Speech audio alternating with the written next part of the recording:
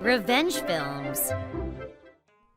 I think my family was just ordinary. My parents both worked full-time, and both my mother and father had a job, so I was a latchkey child when I was in elementary school.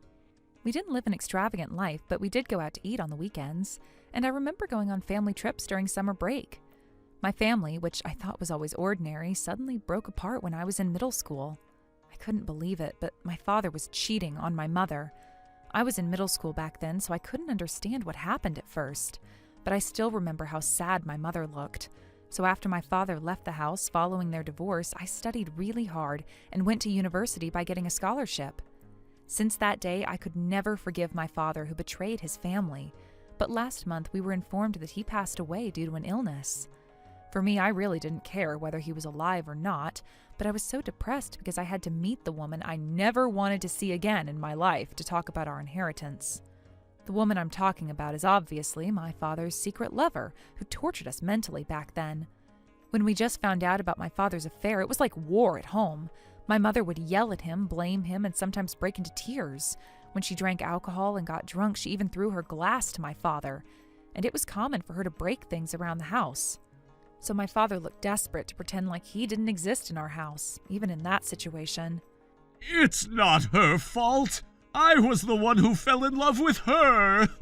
He would take her side all the time, and I bet my mother also had some pride as a woman. She once invited his secret lover over.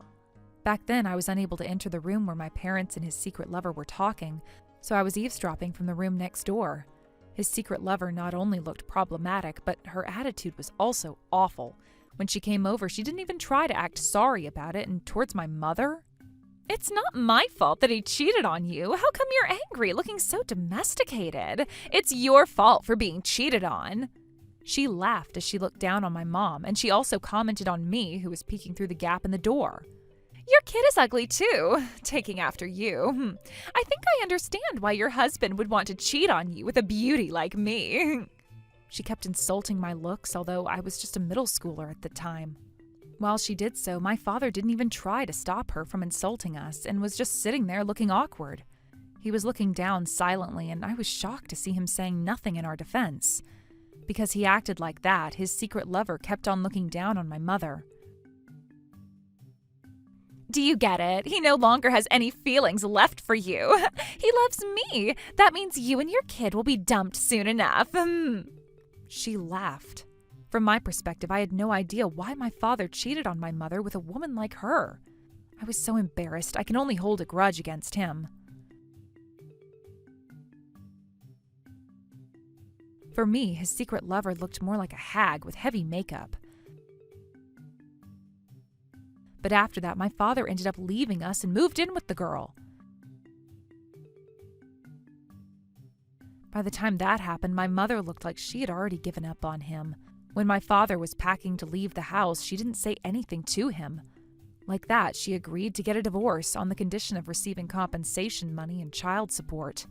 After their divorce, my mother and I moved to her parents' house, and she took care of me as she worked. My father did pay her compensation money, but he would often fail to meet the deadline of paying child support every month. And he stopped transferring us any money unless we asked him to, and he finally just abandoned us. I heard the rumor that he got remarried with that girl after that, but I didn't care about him anymore after he dumped my mother and I. From what my mother told me later, the girl had gone through a divorce once and had a child. After I heard that, I got even more confused about why he cheated on my mother with her. I guess that hag with heavy makeup was his type. After that, I grew up and became old enough to help my mother out, and I successfully got a job. My work was going well, and I wanted to return the favor of looking after me alone all these years. So I worked really hard. Then one day, that girl appeared in front of us after a decade since the divorce. She still had heavy makeup on, but her face was lifeless, and her arrogance she had back then had disappeared. A few years after remarrying my father, she got ill, went through a surgery, and her body could no longer handle too much work, so I heard that she became a housewife after that. They had to make ends meet with just my father's salary, so that's why he stopped paying us child support. Obviously, my father had no savings left, and they barely had any money left. They found out that my father had inherited some stocks of a large company from his father, so she told us it would be quite a lot of money if they turned that into banknotes. She lives in a rented apartment, and it looks like she needed money now that my father has passed away. My mother had no right to inherit that from my father, but it seems like I still had the right of inheritance. So she asked if I can abandon the right for her. I really couldn't help but laugh out loud. How dare she says that to me after all that? How come she's saying this nonsense after she looked down on us and laughed at us back then? Maybe she's going through a hard time now, but my mother had to struggle a lot after getting divorced so suddenly, and my father stopped paying us child support. She's being too arrogant for asking me to abandon my right just because she's struggling, so I clearly refused. I won't abandon my right of inheritance. That's my right. Please, I wouldn't be able to work unless I get the money, and I'll have to live on welfare. I don't want to trouble my daughter. You think it wasn't hard for my mother? When you lived happily with my father, my mother has been making bleeding effort. So if I have the right of inheritance, I would happily receive it to return her for the favor. Please, please.